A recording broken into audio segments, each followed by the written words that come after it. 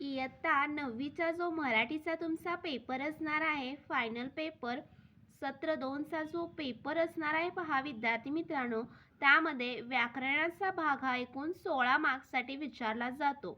जर तुम्हाला यामध्ये 16 पैकी 16 मार्क्स जर हवे असतील तर हा व्हिडिओ स्किप न करता पूर्ण पहा. तर नमस्कार विद्यार्थी मित्रांनो, आज सपोर्ट या चॅनलमध्ये तुमचे अगदी मनापासून स्वागत आहे. आज आपण इयत्ता 9वीचा जो सत्र 2चा मराठीचा पेपर असणार आहे, ज्यामध्ये विभाग 4 हा व्याकरणावरती म्हणजेच भाषा अभ्यासवरती विचारला जातो आणि यामध्ये 16 पैकी 16 मार्क्स जर मिळवायचे असतील तर हा व्हिडिओ तुमच्यासाठी. चला तर वेळ न घालवता आपण व्हिडिओला स्टार्ट करूया. तर पहा, जो तुमचा प्रश्न क्रमांक 4 अ असणार आहे तो एकूण 8 मार्क्ससाठी विचारण्यात येतो आणि ज्यामध्ये तुम्हाला काय करायचं आहे तर वेगवेगळे जे व्याकरणाचे भाग आहेत त्यावरती आधारित तुमचा हा 8 मार्क्सचा एकूण प्रश्न असणार आहे. तर पहिला जो प्रश्न असणार आहे तो पहा अलंकारवरती असणार आहे, ज्यामध्ये तुम्हाला एखादं उदाहरण देतील आणि ते त्याचा अलंकाराचा प्रकार ओळखा आणि तसंच जो अलंकार तुम्ही लिहिलेला आहे प्रकार त्याचंच रिगार्डिंग काय करायचे आहे त्याच्या संबंधित असं त्याचं एक उदाहरण देखील तुम्हाला लिहायचं आहे. जर हे तुम्ही व्यवस्थित अगदी लिहिला तर तुम्हाला यामध्ये 2 मार्क्स हे असणार आहेत. तर अशा प्रकारे पहिला जो प्रश्न असणार आहे त्यामध्ये अलंकार ओळखण्यासाठी 1 मार्क्स असणार आहे, जो रूपक अलंकार आहे आणि त्याचं उदाहरण लिहायचं आहे पहा तुमच्या मनाचं. तर इथं लिहिलेलं आहे त्यासाठी देखील 1 मार्क्स असणार आहे. नयन कमल हे उघडीत हलके जागी हो जानकी. यामध्ये जे तुम्हाला प्रश्नामध्ये उदाहरण दिलेले आहे ते लिहायचं नाही, तर तुम्हाला माहीत असलेले रूपक अलंकाराचं उदाहरण लिहायचं आहे, तरच तुम्हाला इथे मार्क्स मिळणार आहेत. त्यानंतर पहा दुसरा प्रश्न असणार आहे तो पहा विद्यार्थी मित्रांनो, असणार आहे तो वृत्तवरचा असणार आहे. म्हणजे तुम्हाला एखादं उदाहरण देतील, त्याचं गण पाडून तुम्हाला कोणते वृत्त आहे ते ओळखून लिहायचं आहे. तर इथं य य य हा गण येतो, मना श्रेष्ठ धारिष्ठ जीवी धरावे. तर याचं 3 पाहू शकता तुम्ही, गण पाडलेले आहेत आणि त्याचं वृत्त कोणतं येतं तर भुजंग प्रयात. या वृत्तामध्ये य य हा गण असल्यामुळे हे दिलेले जो उदाहरण आहे त्याचं वृत्त हे भुजंग प्रयात असणार आहे. तर यासाठी 1 मार्क्स असणार आहे. वृत्तावरचा प्रश्न 1 मार्क्ससाठी तुम्हाला विचारण्यात येतो नेहमीच. तर तिसरा जो असणार आहे तो पहा विद्यार्थी मित्रांनो, तर हा देखील 1 मार्क्ससाठी असणार आहे आणि यामध्ये तुम्हाला काय विचारणार आहेत तर यामध्ये तुम्हाला रसाचे प्रकार ओळखून लिहा. तर तुम्हाला एखादं एक्झाम्पल म्हणजे उदाहरण देतील आणि त्याचा रस कोणता आहे ते ओळखून लिहा. तुम्हाला माहिती आहेत रसाचे प्रकार, करुण रस, ते वेगवेगळे जे प्रकार आहेत ते तुम्ही व्यवस्थित अगदी मराठीच्या पाठ्यपुस्तकात भाषा अभ्यासाच्या खाली जे व्याकरण दिलेलं आहे ते तुम्ही व्यवस्थित अगदी अभ्यासून जायचं आहे.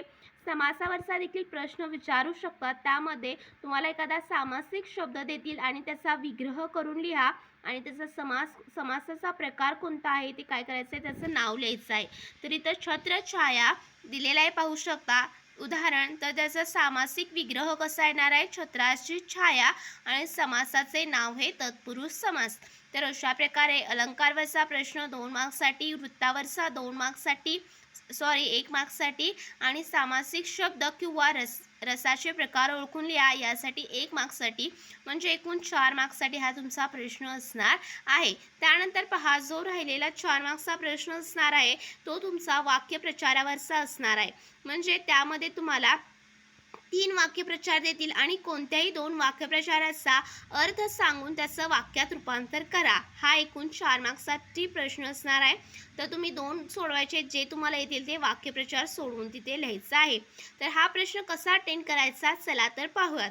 सर्वप्रथम दिलेला वाक्यप्रचार आहे असं लिहून काढायचं, त्याचा डॅश अर्थ लिहायचा, जीव नकोसा होणे, जीव खाणे म्हणजे जीव नकोसा करणे आणि त्याचा वाक्यात रूपांतर करून लिहायचं आहे. त्याचा अर्थाचा उपयोग करायचा नाही, तर जो वाक्यप्रचार आहे त्याचा वापर तुम्हाला काय करायचा आहे तुमच्या वाक्यात दिसला पाहिजे.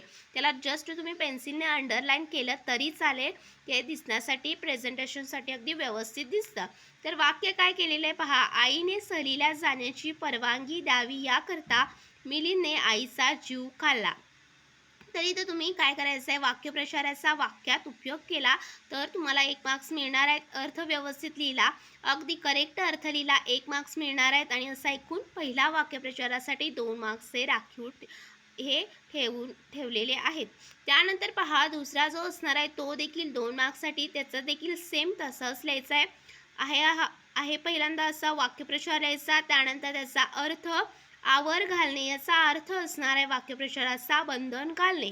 आणि त्याचं वाक्यात रूपांतर कसं केलेलं आहे पहा. आपल्या दुःखाला आवर घालत त्या वीर पत्नीने पतिनिधनानंतर घराची जबाबदारी घेतली. तर इथं आवर घालत ह्या वाक्यप्रचाराचा वाक्यात उपयोग केलेला आहे, त्यामुळे ते 1 मार्क्स आणि तुमचं अर्थ लिहिण्यासाठी 1 मार्क्स, म्हणजे एकूण 2 मार्क्स. ह्या वाक्यप्रचारासाठी 2 मार्क्स आणि पहिल्या वाक्यप्रचारासाठी 2 मार्क्स, म्हणजे एकूण वाक्यप्रचारावरचा प्रश्न 4 मार्क्ससाठी असणार आहे. त्यानंतर अलंकारवरचा प्रश्न 2 मार्क्ससाठी, वृत्तावरचा 1 मार्क्ससाठी आणि रसावरचा 1 मार्क्ससाठी, असा एकूण प्रश्न क्रमांक 4 असणार आहे. भाषा अभ्यासावरचा तो 8 मार्क्समध्ये डिव्हिजन याचं केलेलं आहे. त्यानंतर पहा, प्रश्न पुढचा असणार आहे तो प्रश्न क्रमांक 4 हा देखील भाषा अभ्यासाच्याच विभागावरील 8 मार्क्सचा हा प्रश्न असणार आहे. आणि यामध्ये काय विचारलं जातं तर ते पाहूयात. तर शब्द संपत्तीवरती 4 मार्क्सचे हे प्रश्न असतात. पहिला जो असणार आहे तो एकूण 1 मार्क्ससाठी असणार आहे, पाहू शकता तुम्ही. तर यामध्ये काय करायचं आहे, तुम्हाला समानार्थी शब्द लिहायचे. दिलेल्या शब्दाचे समानार्थी शब्द तुम्हाला लिहायचे आहेत. तर युद्ध यासाठी समर, रण हा समानार्थी शब्द असणार आहे. माणूस यासाठी मानव. त्यानंतर पहा, प्रत्येक शब्दाला अर्धा मार्क्स असणार आहे समानार्थी शब्द. दुसरा असणार आहे तो देखील शब्द संपत्तीवरचाच असणार आहे. आणि ज्यामध्ये तुम्हाला काय करायचं आहे, दिलेल्या शब्दाचे वचन ओळखून लिहायचं आहे. तर तुम्हाला सर्वात आधी माहीत असलं पाहिजे की वचन किती प्रकारचे आहेत. तर 2 प्रकारचे वचन आहेत, एक वचन आणि अनेक वचन. जर तिथं गाणं असतं तर एक वचन आलं असतं आणि गाणी आहेत म्हणून अनेक वचन, आणि वाद्य असतील तर अनेक वचन, आणि वाद्य असेल तर एक वचन. तर अशा प्रकारे तुम्हाला योग्य असं वचन ओळखून लिहायचं आहे, तरच तुम्हाला तिथे 1 मार्क्स मिळणार आहे. त्यानंतर पहा, पुढचा प्रश्न असणार आहे तो असणार आहे तुमचा 1 मार्क्ससाठी. म्हणजेच दिलेल्या शब्दापासून अर्थपूर्ण असे तुम्हाला शब्द तयार करायचे आहेत. त्या शब्दातील काय करायचं आहे तर तुमचा जे तुम्हाला शब्द दिलेले आहेत त्यातील शब्दांचा वापर करून अर्थपूर्ण असा शब्द तयार करायचा आहे. तर इथं पाहू शकता, बाल ह्यातीलच काय करायचं आहे तुम्हाला, अक्षरांचा वापर करून काय करायचा आहे तर ह्या शब्दातील अक्षरांचा वापर करून तुम्हाला अर्थपूर्ण असा शब्द तयार करायचा आहे. तर केलेला आहे पहा, 4 शब्द केलेले आहेत. बाल, लप, बाप, पण, बाण. तुमच्या मनाचे अजिबात इथे शब्द करायचे नाहीत, ह्यातूनच तो तयार झालेला पाहिजे शब्द. अजिबात इथे मनाचं लिहित बसायचे नाहीत, नाहीतर तुमचं मार्क्स हे कट होणार आहेत.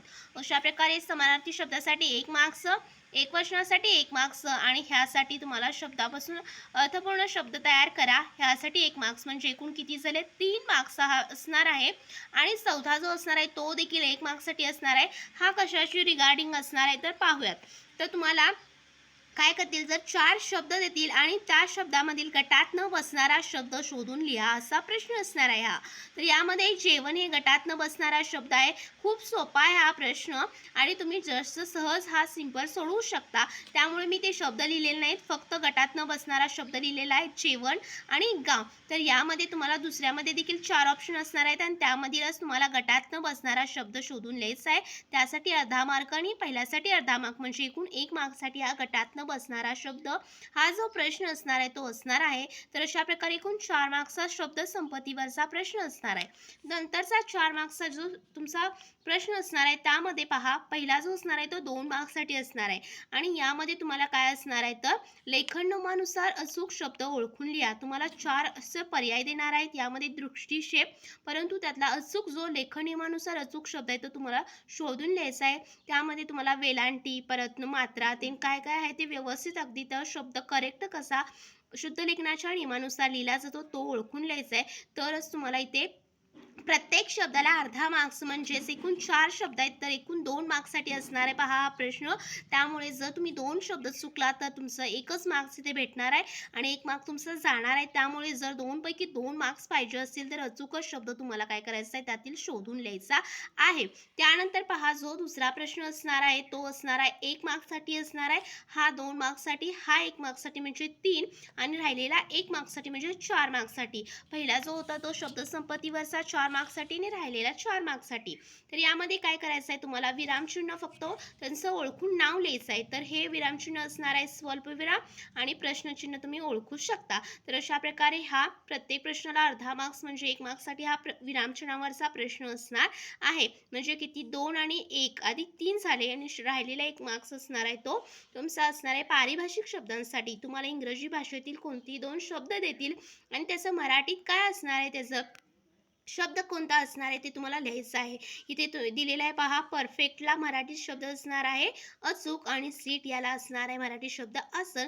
तर तिथे देखील 1 मार्क्ससाठी हा असणार आहे. प्रत्येक शब्दाला अर्धा अर्धा मार्क्स म्हणजेच 1 मार्क्ससाठी हा प्रश्न होता. तर एकूण तुमचा प्रश्न क्रमांक 14 आ हा एकूण किती मार्क्ससाठी असणार आहे तर 8 मार्क्ससाठी आणि प्रश्न क्रमांक 14 अ असणार आहे तो देखील 8 मार्क्ससाठी म्हणजेच तुमचा विभाग 4 भाषा अभ्यासाचा एकूण 16 मार्क्ससाठी असणार आहे. आणि हा जो विभाग आहे तो तुमचा हातातले मार्क्स मिळवून देणारा विभाग आहे.